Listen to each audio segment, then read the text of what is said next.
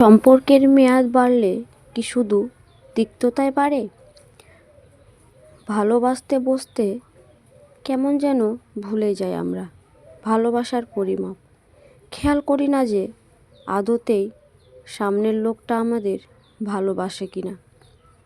তখন শুধু আলো, নানা রং, খুব বসন্ত আর খোলা বাতাস। সে যেন মনে হয় দিগন্তে ভেসে বেড়াচ্ছি। পরে যখন ধারণা ভেঙে যায় তখন সব অন্ধকার ভরে যায়। সামান্য ভুল ধরতে ভয় করে।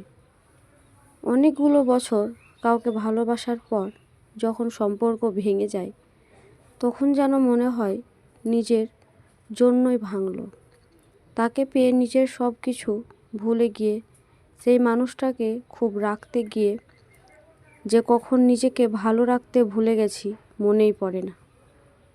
আমরা বড়ই বোকা, সম্পর্কগুলোকে শুধু টিকিয়ে রাখতে চাই, ফলে ভুলে যায় কখন সেই সম্পর্কে টেনে নিয়ে যেতে যেতে সম্পর্কের দড়ি টান লেগে ছিঁড়ে যায়।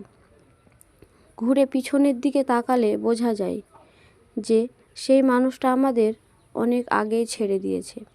শুধু আমরাই খুব ব্যস্ত ছিলাম সম্পর্কের মেয়াদ বাড়াতে।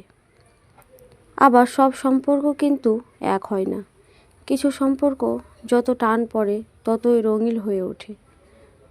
যত কষ্ট হয় ততই যেন মানুষটাকে কাছে গিয়ে মলম লাগাতে ইচ্ছে করে। আজ ভেঙে যাওয়া সম্পর্কগুলো যখন দেখি তখন বোঝার চেষ্টা করি সম্পর্কটা কার দোষে শেষ হলো। শুধু কি মানুষের দোষে নাকি সময়ের?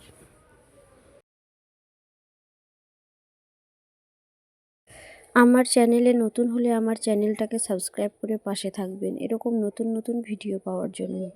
Thanks for watching.